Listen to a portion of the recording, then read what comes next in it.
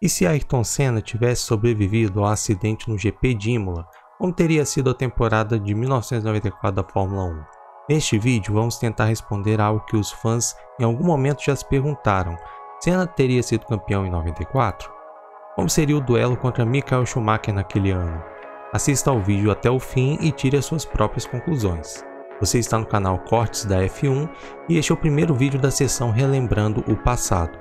Antes de iniciar o vídeo, peço que, caso goste do conteúdo, por favor deixe um like e um comentário logo abaixo. Dê sua sugestão de tema. Nesta seção do canal faremos releituras, análises e simulações de temporadas históricas da Fórmula 1. E se quiser dar uma força ao canal, por favor se inscreva, ative o sino de notificações e compartilhe esse vídeo com seus amigos. Dado o recado, vamos então iniciar o nosso vídeo. Como seria a temporada de 1994 caso Senna não tivesse morrido? Para quem não se lembra, a temporada de 1994 marcou uma grande mudança no regulamento com a retirada dos auxílios eletrônicos tais como controle de tração e suspensão ativa.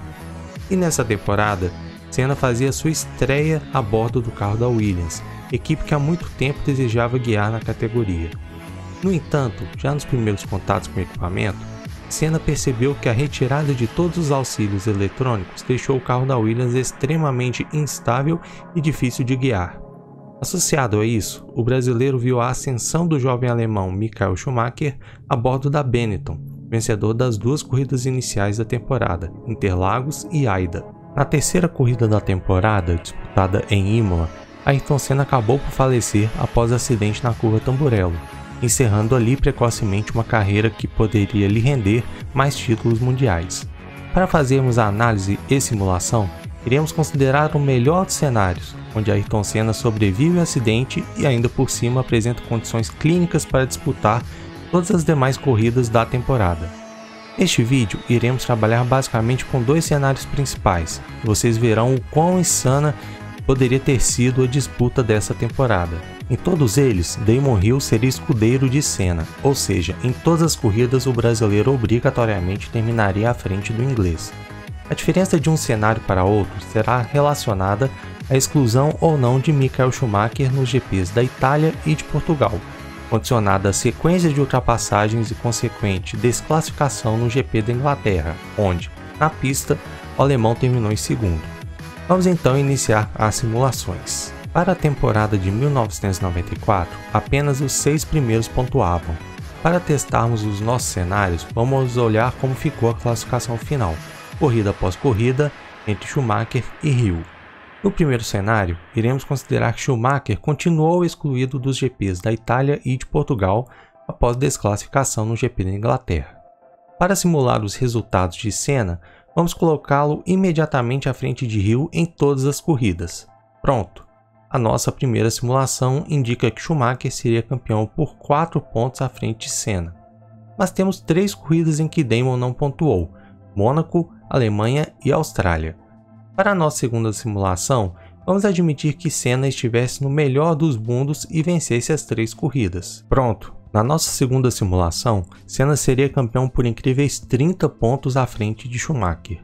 Mas considerando que a disputa do título seria entre Schumacher e Senna, muito provavelmente não teríamos aquela batida no GP da Austrália entre o alemão e Damon Hill.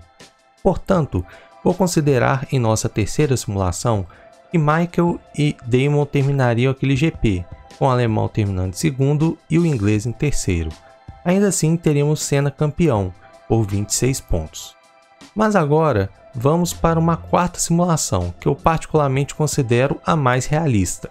Senna estava sofrendo bastante com a instabilidade de sua Williams, e em um cenário de extrema pressão, com um 30-0 a favor de Schumacher, considero improvável uma vitória em Mônaco, apesar de ser o maior vencedor da história do Principado. Assim, Schumacher venceria e Senna chegaria em segundo. Já na Alemanha, contando que os carros da época não eram tão confiáveis como os de hoje, vou considerar que Senna não pontuaria naquela corrida, ficando logo à frente de Hill na 7ª posição. Portanto, para a quarta simulação, que eu considero a mais realista, veríamos Senna campeão por 6 pontos de diferença. Mas vejam que incrível seria essa disputa na quinta e última simulação.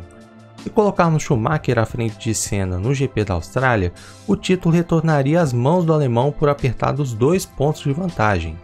Em resumo, das 5 simulações feitas para o primeiro cenário, Ayrton Senna saiu campeão em 3, ou seja, a chance do tetracampeonato do brasileiro seria real e as possíveis disputas com Schumacher seriam bem apertadas. Vamos agora então para as simulações do segundo cenário, onde Schumacher não seria desclassificado na Inglaterra e disputaria os GPs da Itália e de Portugal.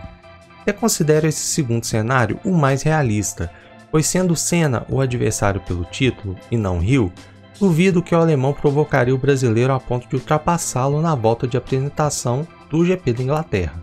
Assim, teríamos Schumacher disputando os GPs da Itália e de Portugal, visto que não seria punido. Na nossa primeira simulação, assim como ocorreu na mesma simulação do cenário anterior, colocaremos Senna logo à frente de Hill em todas as corridas a partir de Mônaco. Como Schumacher terminou em segundo em pista na Inglaterra, na nossa simulação ele cairia para terceiro. Para Itália e Portugal, vamos ser conservadores e colocar Schumacher logo atrás de Hill, terminando novamente em terceiro nesses GPs. Para esta primeira simulação, veríamos o alemão conquistando o título com boa vantagem, 16 pontos à frente de Senna. Para a segunda simulação, vamos repetir o que fizemos no cenário anterior e colocar Senna como vencedor em Mônaco, Alemanha e Austrália, e para a terceira, Schumacher em segundo e Hill em terceiro no GP da Austrália. Nas duas situações, Senna sairia campeão por 18 pontos de diferença na segunda e por 12 na terceira. Mantendo os resultados de Itália e Portugal e seguindo aquilo que acredito seria mais realista, veríamos Schumacher campeão na quarta simulação por 6 pontos de vantagem. Mas vamos um pouco mais longe. Não seria difícil imaginar o alemão vencendo pelo menos um dos GPs que não disputou. Vamos considerar que ele vencesse o GP de Portugal. Mesmo que Senna vencesse na Alemanha, ainda assim Michael seria campeão por 6 pontos de vantagem em nossa quinta simulação. O alemão poderia ainda se dar ao luxo de terminar em terceiro na Austrália, e ainda assim seria campeão por 4 pontos de vantagem na sexta simulação. Por fim, na sétima e última simulação, a mais incrível de todas, Senna voltaria a vencer em Mônaco, enquanto que Schumacher ficaria em segundo na Itália. Desta forma, os dois pilotos ficariam empatados em pontos no final do campeonato, assim como em número de vitórias, 8 para cada lado. Ayrton Senna seria campeão por ter mais segundos lugares, 5 a favor do brasileiro contra 3 do alemão, se tornando a temporada mais equilibrada da história da Fórmula 1. Das 7 simulações do segundo cenário, Michael Schumacher conquistou seu primeiro título mundial em 4. É bom lembrar, todos os dois cenários basearam-se na premissa inicial de colocar Senna sempre à frente de Hill.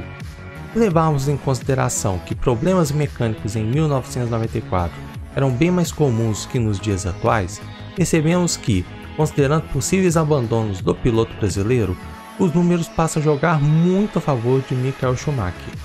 Em resumo, independente do cenário escolhido, Senna somente teria chances de ser campeão mundial naquele ano caso recebesse apoio total de seu companheiro de equipe desde sempre e caso fizesse uma temporada praticamente impecável, sem incidentes e quebras nos GPs após Imola. Até por isso, eu particularmente acredito que o normal seria vermos Schumacher derrotando Senna naquela temporada, com o brasileiro tendo a oportunidade de dar o troco nos anos seguintes. As análises e simulações de possíveis disputas entre Senna e Schumacher a partir de 95 ficam para um próximo vídeo. Mas e para você? Quem venceria o duelo em 94? Senna ou Schumacher? Compartilhe com a gente a sua opinião logo abaixo e aproveite para nos dar sugestões de temas para novos vídeos. Caso tenha gostado, deixe o seu like e se inscreva no Cortes da F1. Não se esqueça de ativar o sino de notificações. Compartilhe esse vídeo com seus amigos, principalmente com aqueles que são fãs de automobilismo. Em breve tem mais. Muito obrigado por assistir e até o próximo vídeo.